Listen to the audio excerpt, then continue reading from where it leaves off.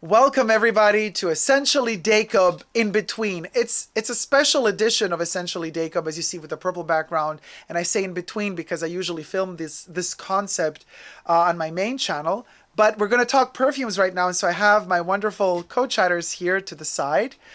So these chats will be immortalized in this video forever, darling. And it is a very special video, so I wanted to make it very special because I will be reviewing and retouching base on the pure perfume of Chanel No. 5. It's a special occasion. It is the 100th birthday of Chanel No. 5, and I have reviewed, it's 2021 as I'm filming this video. I have reviewed Chanel number 25. I've reviewed Chanel number 25 so many times. It just doesn't exist. I've reviewed Chanel number 5 many times. All of its iterations, concentrations, lotions, potions, and of course also the pure perfume. But now since lockdown kicked in and is passing in some countries and starting and reinitiating all over again, I've been asking myself, and since the news hit that Chanel purchased even more fields of for their flowers, for their May roses in Grasse, in a statement that they released a couple of months ago saying that they purchased even more land in Grasse so that they can guarantee the prosperous and long future of their Chanel No. 5 and other perfumes. Now, they use the fields of Grasse only for the pure perfume of Chanel No. 5. They don't have enough land there to have enough flowers to use for all of the other concentrations. So your May rose from Grasse and whatever jasmine they get from there or from Spain or whatever, it's the special one. So you're going to get that in the pure perfume. So now I've been asking myself on top of that, well, what happens now during the lockdown when, you know, ingredients are scarce? No, we're scared, but they're scarce. Okay. Well, anyway, a lot of them are imported from other countries. Importing has stopped because of lockdown. People are not working, yada, yada, what have you. So I thought to myself, how do the newest batches of Chanel No. 5, the pure perfume, smell like? So I have here a perfect example. I purchased a refill 7.5 ml, and this is the one we're going to be reviewing today. Spray. I highly recommend their little 7.5 ml spray of the pure perfume. It's just the purest form of elegance, darling. It's just so sophisticated. And it is a batch code. The batch code is 6601. It's right up there. So this one, there you have it, 6601. Very, very fresh new batch. So this is, okay, hold on. Now in this little Chanel pouch here, I got the pouch in their beauty boutiques, but also if you order online cosmetics and stuff, they usually kind of put them in this little pouch. So it is a little Chanel pouch, and it is double-sided. So I use this when I'm on the go. So you can see double-sided, I mean, you see separate. It has two sides to it. So I use this pouch to protect my gorgeous little vial here. It is like a lipstick, although it is bigger than a lipstick. I have here, and in comparison, I have a Chanel lipstick for y'alls, the Rouge Coco Louise. So it is bigger than a lipstick, okay? This is the lipstick. This is the No. 5 perfume. They both come in metal, lacquered metal containers. What is this? Okay. The lipstick opens up like this. This is a very skin tone color, the Louise tone. So the lipstick opens like that. This is metal, this is metal, this is metal. And the pure perfume opens like this. Ah, the smell of it.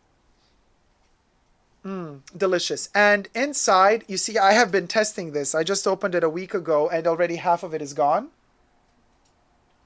Yes, it's tiny. Yes, it's crazily expensive.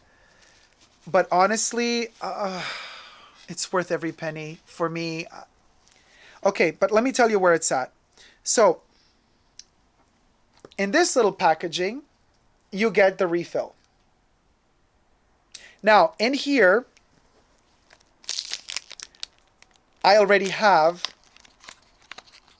well, it should be empty, but in here, I had already a vial, an older vial, which I took out. So this comes packed like that.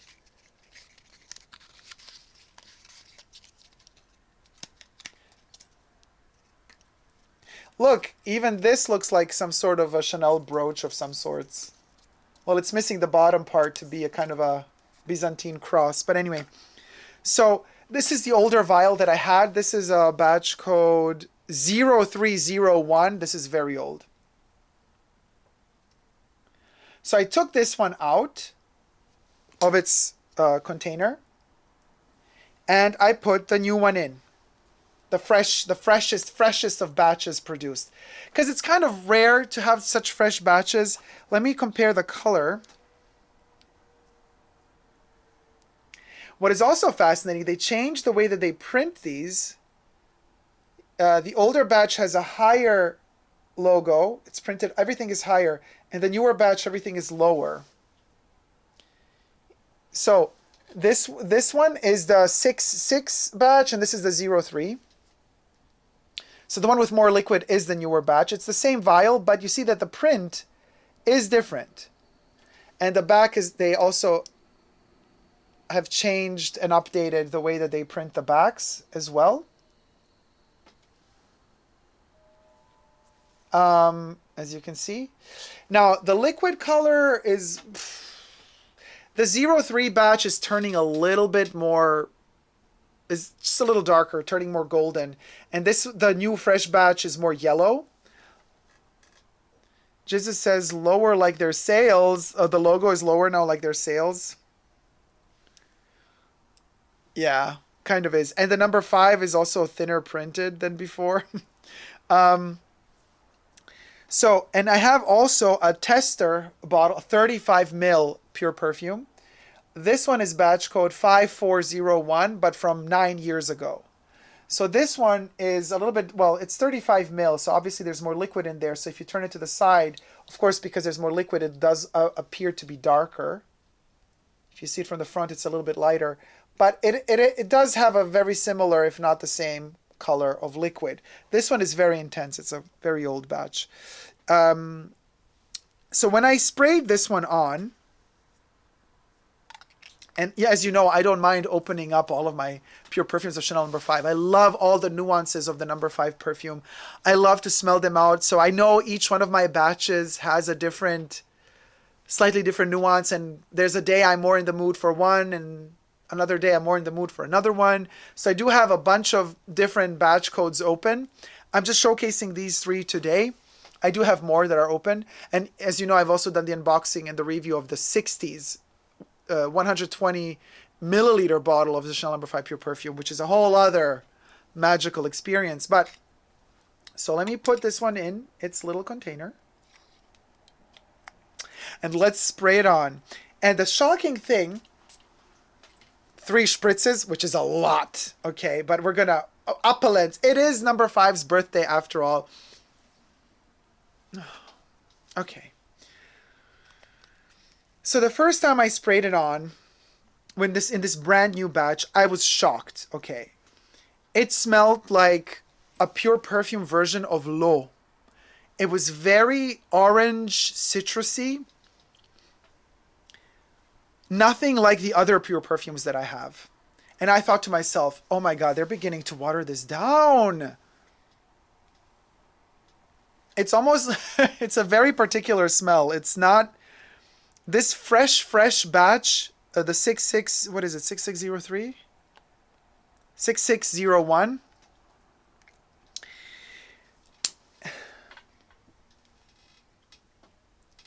It bites you. It's so pungently aldehydic in the opening.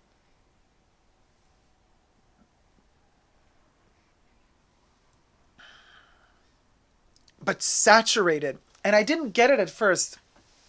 Because it's such a fresh batch, it has the freshest top notes, the most sparkling top notes. Of course, it's going to have that zesty, orangey, lemony touch, like way blasted out there. And it does smell like a pure perfume version of L'Eau. And I thought to myself, because L'Eau is selling quite well, maybe, and because Olivier Polge made L'Eau, maybe they're trying to loify the pure perfume. And I said, oh, hell no, don't you dare do that. However, upon using up half the bottle, having some oxygen enter the bottle, having the bottle breathe a little, I can tell you this, you guys. I was wrong. The 6.6 batch is not watered down. It is not cheapened down. It's so effervescent. And as it dries down on the skin, you get to the classic number 5. That abstract smell of snow, ice, and flowers. It's bizarre. So beautiful. Really complex. Now, if you buy older bottles, right? If we were to spray on this one, the 030, right? Was the 030? Yeah, 0301 batch, or the 9-year-old, because, you know, the codes repeat themselves every 8 years. So this is a 5 batch, but this is not from last year. This one is older than that, so it must be from 9 years ago. This one is super intense from the get-go. Just one spray is really enough. Yeah, so this one has solidified itself. You know, this one has become more dark and intense, and the top notes are gone. They're not bad. They didn't spoil.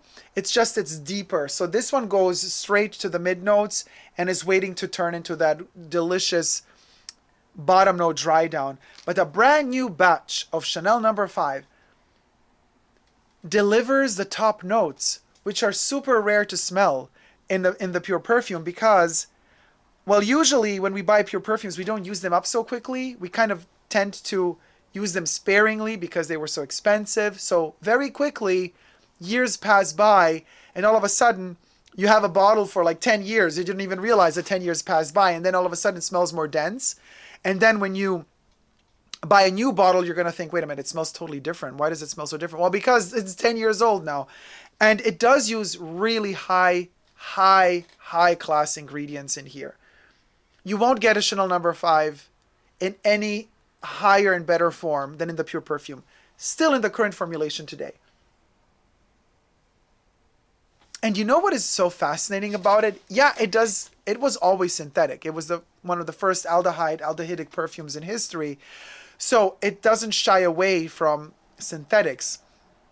Obviously, since 1921, a lot has changed in perfumery, in rules and regulations, and perhaps some ingredients that used to be natural in this perfume are no longer natural in this perfume. But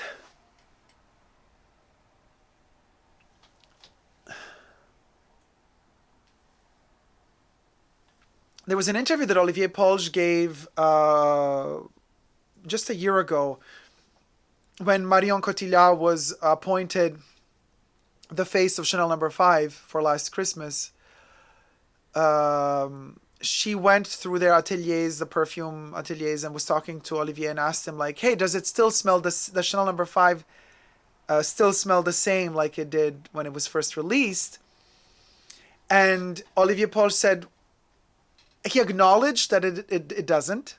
He said, we try very hard to make the pure perfume as close as possible to its original formula. So he was honest. He didn't lie. He didn't do what the sales associates are going to do when you go to, to many, not every sales associate would do it, but many would. You go to the counter and you ask, like, hey, does it still smell the same like it did in the past? And they're going to say, yes, of course it still smells the same, when in reality it doesn't. So Olivier Polge was honest. He said they're trying hard to preserve it as close as possible to its original smell. However, he did say that the magic of the concentration that he delivers is the jasmine. I like to always add ilang ilang. However, I can tell you this. The older the batch of the pure perfume is, and the more the jasmine will become indolic. Really older bottles of Chanel No. 5, in particular in this one, which is quite old. This one, 9 years old, this one is very indolic. Not poopy, borderline poopy, but in a really good way. It's a beautiful indole. And it does turn intense and slightly pissy with time, but I love that. The fresh batch, the brand new batch, is ethereal. It's just floral and citrusy. It's like very, very up there because it's so fresh. And I just forgot that Chanel number 5, the pure perfume, you know, it can also be fresh. And when it's fresh, it's also amazing, but very different because I don't tend to use it that often en masse. So I use it and then I cherish it, I treasure it, I stock up on it, I hoard it, and then poof, all of a sudden 10 years have passed by and it became darker in smell and in color. So honestly, I'm really enjoying the smell of this one and its ethereal, fresh batch lightness. I highly recommend it. And it lasts a long time on the skin. And as it dries down, it becomes this magical place where you spend time with yourself. It becomes so warm, comforting, soothing. It becomes an abstract flower that grows in your own special garden. And it's so mysterious, but so clean and powdery at the same time. Oh man, this thing is just so beautiful in its modern version. I think number 5's pure perfume trajectory, the evolution of it, you can smell out that Chanel is really trying to preserve the name of this fragrance. It might not always be doing the same and achieving the same with all the other concentrations that are mass produced. And we're talking hugely mass produced, more and more every year. So it's kind of harder to, you know, but the pure perfume doesn't sell as much. So smaller quantities are produced, better ingredients can be used for it. Oh, it's so amazing. And when you smell this iteration, the fresh batch 6601 or 6603, 6601,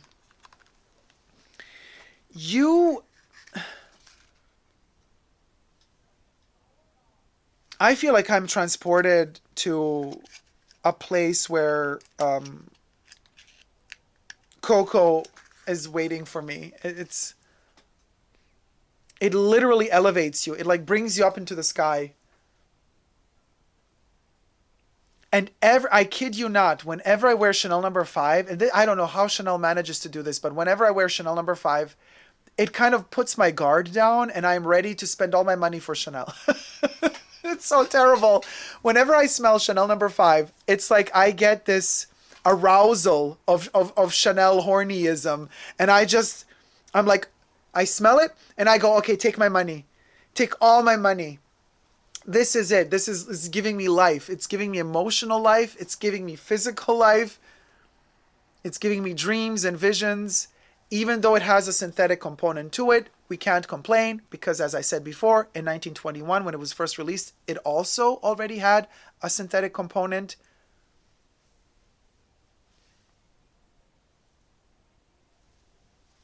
It's so delicate, so bizarrely beautiful. It starts intense, it goes deep, and then it goes light again, and then it gives you a powdery caress moment, and it gives you that kind of patchouli, sandalwood, civet-y moment, even though we don't have the civet in here anymore, but there's some other synthetic alternative to it, an ambery smell to it. Now listen, if we go to the ingredients, right?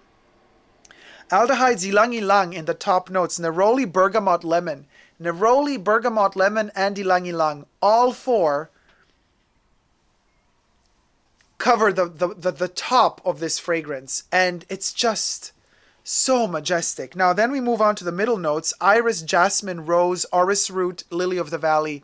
Lily of the valley is used in many Chanel perfumes, almost all of them really, especially Paris Biarritz, which is famous for the lily of the valley. But in here, the lily of the valley is not so prominent. Then we got civet in the base notes: amber, sandalwood, musk, moss. Well, oak moss used to be used in the older formulations, they don't have oak moss in it anymore. Vetiver, vanilla, and patchouli. If we are to look into, hold on.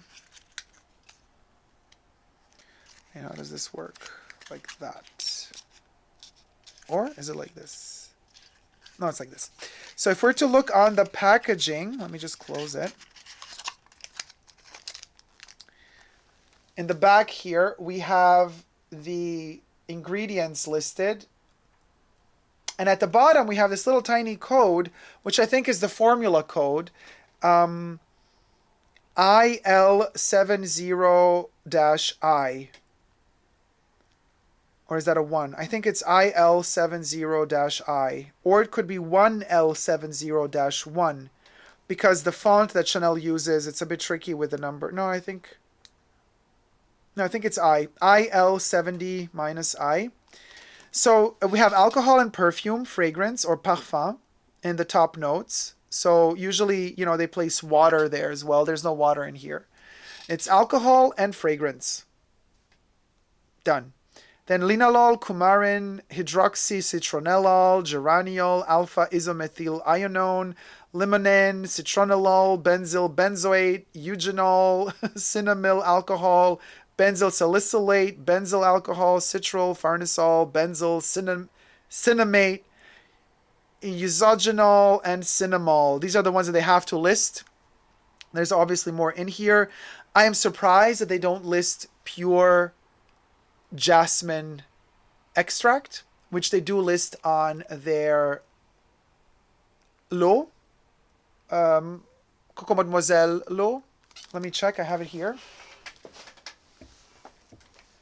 Because I just finished a bottle, can you believe, of l'eau. I love it that much, and I have a new one ready to be opened.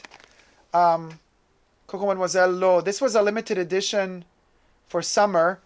Love, love, love this one so much. Yeah, it has listed jasmine sambac, jasmine leaf cell extract, and it has also listed the rosa centifolia flower extract as well.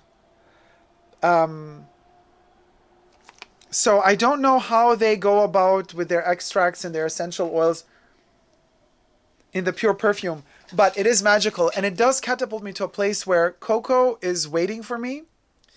She says to me, Dacob, I know you still didn't get a chance to get the OG jersey version of the 255, but I see you're wearing already the 255 Chanel chains, so I have had this one made just for you.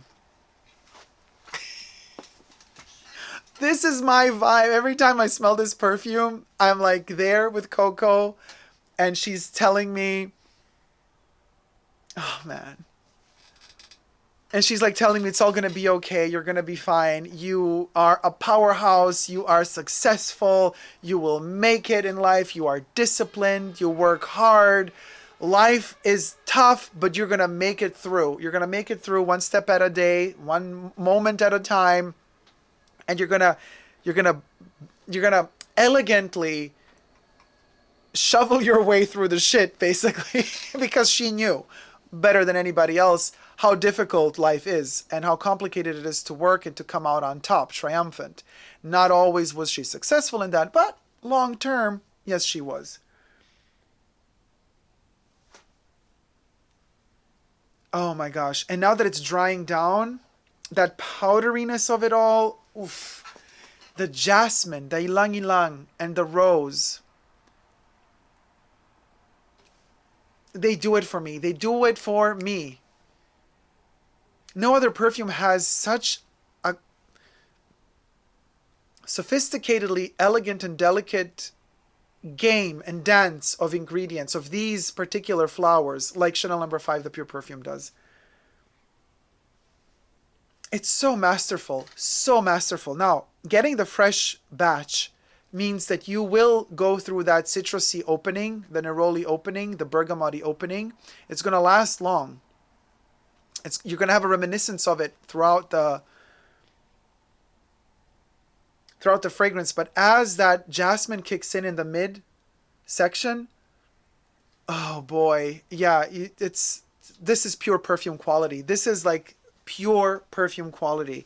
And I personally love the spray because it doesn't get dirty, you know, with the little bottles I have here, the Coromandel 15 milliliter version, you know, you dab it on and, you know, you get little dust particles in there. It looks gross after a while. It doesn't, I don't mind that it looks gross because it's my own grossness in there.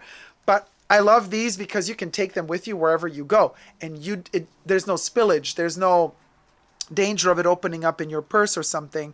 And the fact that they have these metal, they used to be plastic, now they're metal, lacquered metal containers.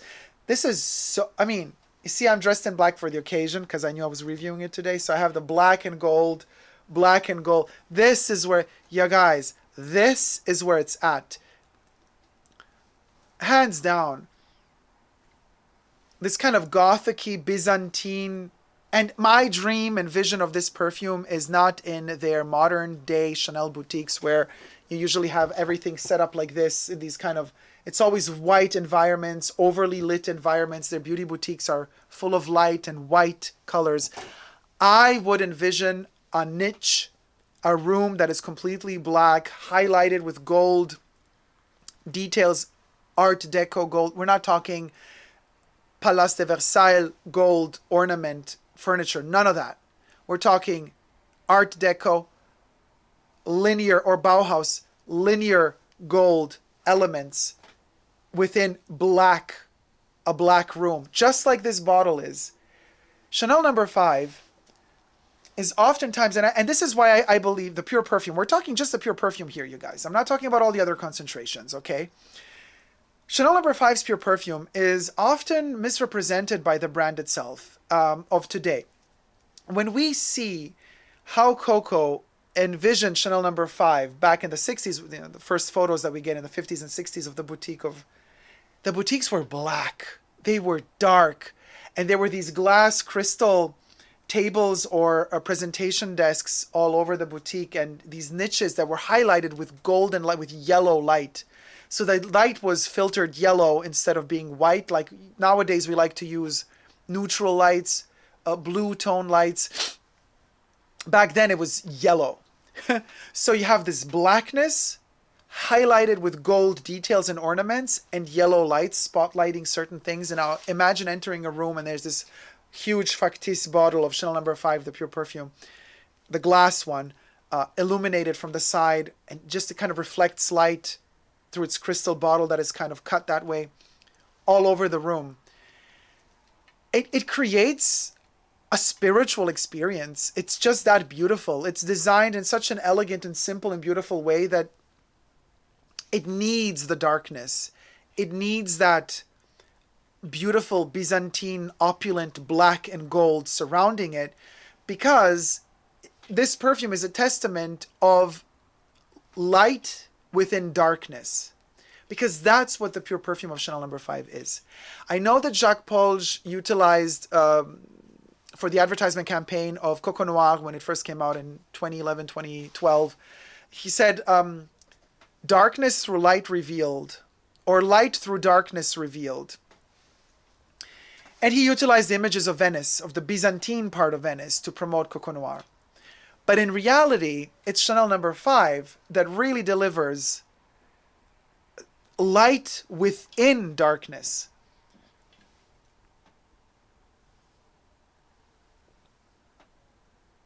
This, to me, is literally how black and gold smell.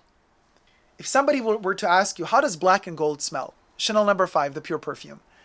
Because as Ernest Beau, who created the fragrance, thought about landscapes in snow, using aldehydes as this crystalline effect of not just champagne bubbles, but also ice or snowflakes falling, and the visual of a snowflake encompassing the whole body and becoming something so ginormous that you could actually see the fractals of the crystals of the snowflakes crystals forming. The aldehydes deliver that, but then there's that subtext in No. 5 when that sandalwood kicks in and the patchouli and the amber, and it starts melting on your skin. That snowflake that fell on your skin in the opening notes starts melting from the heat of your skin and becomes warm. So we have that darkness and that cold of the darkness, but then we have also that gold that shines from within, because it's your body heating up the perfume that allows the perfume to emanate light. And that's a concept that is so beautiful to me and so poetic. And I get goosebumps just talking about it, because every time I smell number 5, I revisit that notion of being sometimes maybe even lost, scared, frightened, the feeling of that cold. And number 5 manages to deliver a notion of telling you, don't worry, it is scary, frightening, you're cold. Oh, thank you so much for the super chat, Mark B. 10 Australian dollars. Thank super you. chat from Mark B. Thank you so much. That concept of cold, woo, we get to feel it through number 5. And number 5 tells us, don't worry. There's no reason to be scared of this. It's just a part of life. It too shall pass. That cold, that fear, that anxiety, it will pass. And number 5 is there to literally caress me and tell me it's all going to be okay. And then as you realize that it's all going to be okay, thanks to you, because it's your own body heat that turns that cold into heat. It turns the cold aspect of the perfume, your body heat turns the cold aspect of the perfume into light and warmth and caressing and just lulling comfort. I mean, I don't know. For the love of me, I don't know how somebody could have delivered such a smell. I mean, Ernest Beau, hands down genius. Hands down genius. And to all the people who say that Chanel number 5 smells like a granny perfume, we're talking about the pure perfume here, I say no, it doesn't. To me, it's so timeless. It's one of those rare perfumes. Again, in extract form. It's one of those rare perfumes that, to me, I personally don't connect to any specific time in my life. Maybe because I've known this fragrance for such a long time. I went through so many different experiences with this fragrance that I've come to a point where for me, there is no one, usually certain perfumes are connected to certain events in your life. Like, for example, right when the lockdown began in early 2020, 3 days before it was announced, I purchased Yves Saint Laurent's from the Vestiaire collection, Grain de Poudre by Kenton Biche. And that perfume, for me, I can't wear it anymore, really, because I love it to bits, but that perfume to me smells of that moment of insecurity in time. I will forever, ever connect that perfume with the beginning of that lockdown and of that nasty word we're not supposed to say, and that fear that goes with it. So that perfume for me is so rooted in my mind with certain anxieties that it's always going to be the perfume of the lockdown. But Chanel number 5 Parfum doesn't have any bad or positive memories connected to it. For me, number 5 has been with me always. I feel like it has always been a part of me. And that's why when I smell it, I also always envision me arriving to this island where Coco is waiting for me, and she's smiling at me and telling me, hey, I got this bag for you. Now we gotta talk. And oh my gosh, this thing is warming up more and more. It's just so majestic. I mean, and the orris root and the iris, that powdery tone, but the powder never becomes a cheap, dry, cosmetic-y powder. It stays moist. The ylang ylang keeps wetting up, buttering up the iris. And that amber and sandalwood, so delicate, just like waving at you. Number 5, even though we do not have tuberose listed in it, behaves like a tuberose, like the flower. Meaning when the tuberose blooms at night, and let's say you're sleeping in a house in the summertime, in the garden of the house, tuberose is growing, right? And then at night you open the windows because it's so hot to sleep, and then you have that kind of like slithering snake type of smell, kind of just slithering inside of the bedroom. It's the tuberose. When it's a narcotic, intoxicating, dangerous carnal plant. That type of tantalizing you, luring you in, calling your name, this this natural characteristic of the tuberose is something that number 5 mimics perfectly, even though the tuberose isn't here. It behaves like a tuberose. When I wear number 5, the pure perfume, I keep going for it. It keeps calling me. It keeps wanting me to dig my nose back into my wrist, into my arm. If I spray it on my chest, I keep kind of pulling my t-shirt up over my nose. I just want to inhale it over and over and over again. It's just that beautiful. And it's not overpowering. It's not overbearing. It's not something that induces an anxiety attack because it's just so much. It's never enough. It's always just the right amount. It is so beautifully timed, so beautifully cut, trimmed, tailored, that you just feel fulfilled when you wear it. It's that beautiful. So I am so happy that the pure perfume batch code 6601, just made now, relatively short while ago in 2021, is still majestic.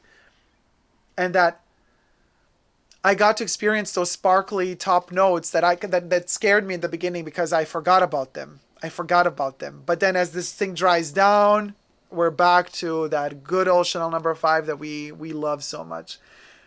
And you know what? All of this is also making me think, I'm not going to let this one just sit around for another 10 years. You know, I do have all of these bottles that I open up and I use, but I'm going to use this one up. I want to enjoy it as long as it's fresh. I have my other batches that are a little bit older, so that have like a different nuances to them. But it's also so beautiful to discover that Chanel No. 5, as it ages, it develops all of these new nuances and different levels of darkness and different levels of light within the same perfume. And you get to re-experience it over and over and over again. It's just that beautiful. I just got this brooch from Chanel a very short while ago. Very old school 80s. It's new. Well, it's from fall winter 2020, but it is a very old school Chanel style brooch, very Byzantine inspired. And looky, this is the symbol of Chanel No. 5. You could say that this brooch really represents Chanel No. 5 in kind of brooch form. It is like a cross. It's a religious moment for Chanel. These are the colors that represent, you know, the golden metal that they use for the brooch is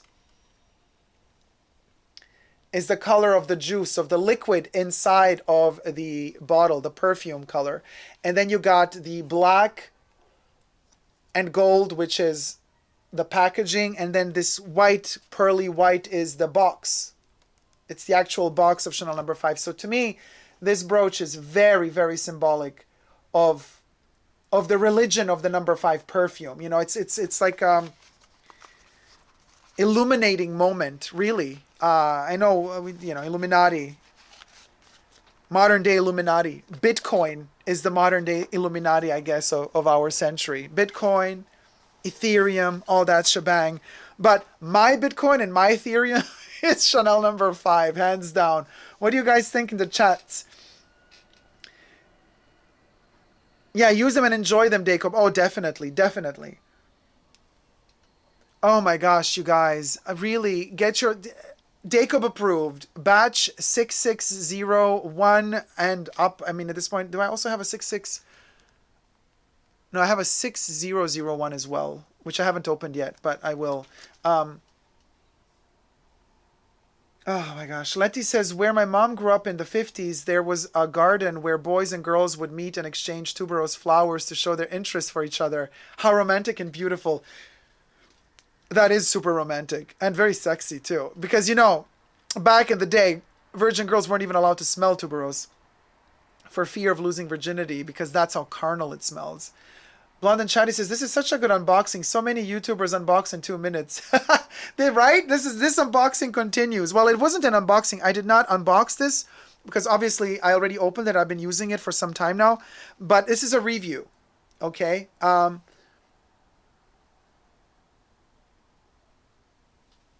The more this thing dries down and the more you just want to kind of dig yourself into it.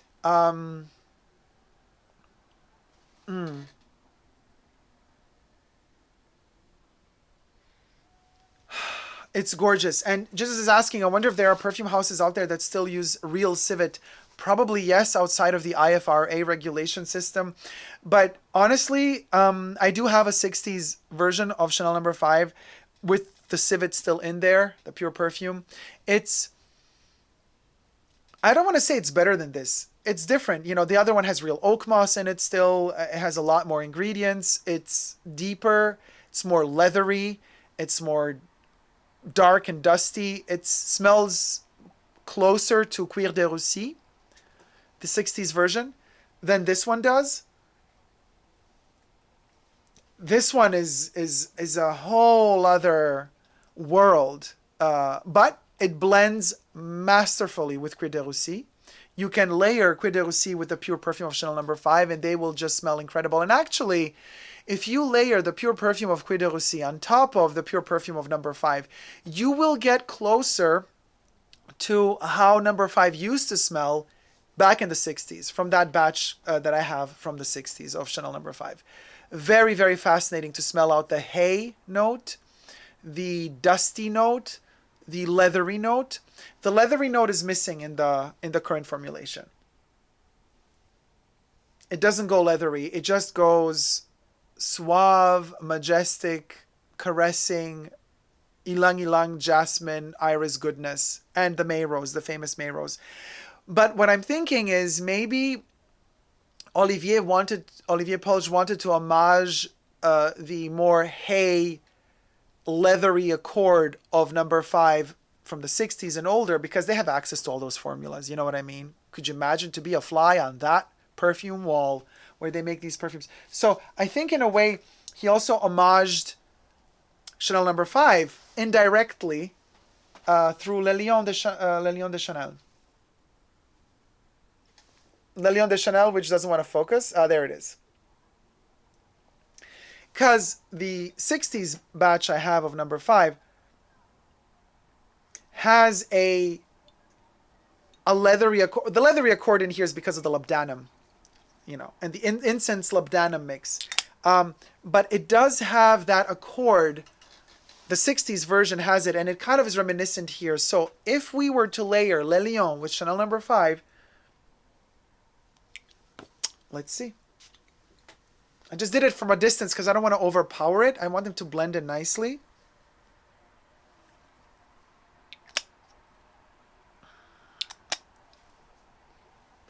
Let's give it a moment. Oh, yeah. Okay, so it's developing that dusty hay note. Oh, the benzoin is really powerful in Le Lion, so we got to let the benzoin kind of evaporate just a little bit. Susie Q, I bought Le Lion because of your review and love it. What do you think about Chanel 1957? 1957 is a whole concoction full of different musks, synthetic musks, and people either love it or hate it. I mean, I don't hate it. I don't love it either. I don't crave it, but I do own a bottle and I do respect it. I just don't crave it. Oh my gosh. Okay, Le Lion de Chanel mixed with Chanel No. 5 perfume? Yes.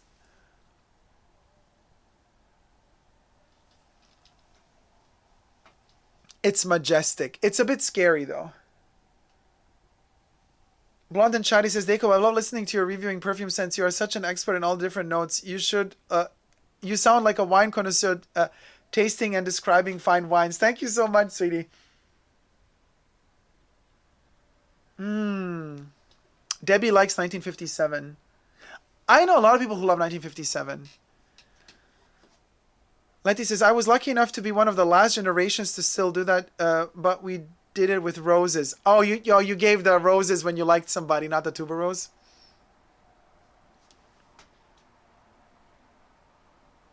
Man, this is really good. And No. 5, and okay, so now getting to another little twist in this review. The Eau de Toilette of Chanel No. 5, which was also released in the 20s, is a wonderful pendant to the pure perfume. Now, in the Chanel beauty boutiques, they're going to tell you you should layer them in a very particular way. You should start from the feet, behind the knee and upwards, the Eau de Toilette, and then the pure perfume more up in this area. And then they kind of blend as they come to your nose. You don't spray them on top of each other. You kind of just go from one into the other. It really works. It does smell amazing when you mix them that way. But also, for me, it works in a very interesting way if I do perfume here, Eau de Toilette here, and they kind of blend in on their own. Because Eau de Toilette is a cooler, more floral version and more abstract, more crystalline version of number 5. Smells very different to all the other concentrations, and it smells different on purpose. Ernest Beau wanted it to be not a cheaper version of Chanel number 5, but a more cooler floral hue of number 5, so that you can actually play with the nuances of this fragrance in very different ways. Unfortunately, today, the Eau de Toilette doesn't get so much attention. It's not really pushed, you know. Everybody wants L'Eau or the Eau de Parfum.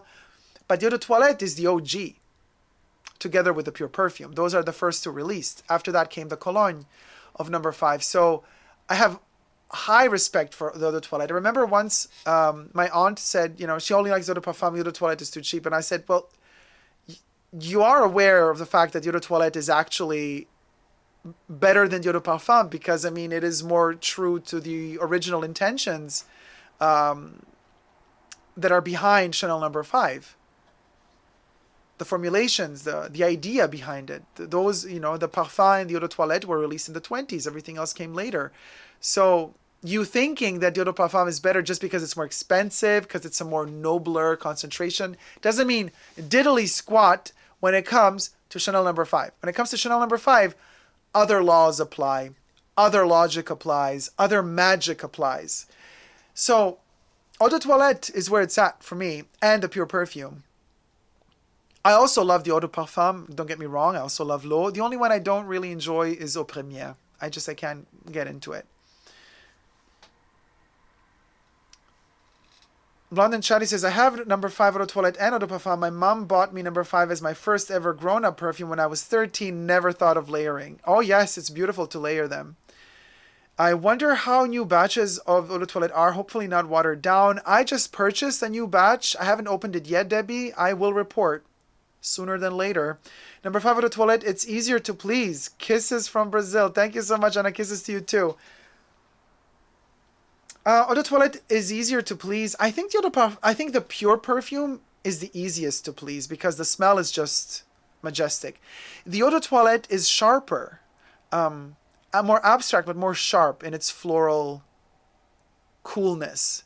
So it's not for everyone, but if you know how to mix it well with the other concentrations, pure perfume, also the Eau de Parfum can work. It's magical, really is magical. That's that. This is the magic of number 5. I just wanted to touch base. It's worth revisiting number 5, especially the pure perfume. And since this was a brand new batch just produced, I thought this is worth a video. It's worth revisiting the pure perfume of Chanel number 5.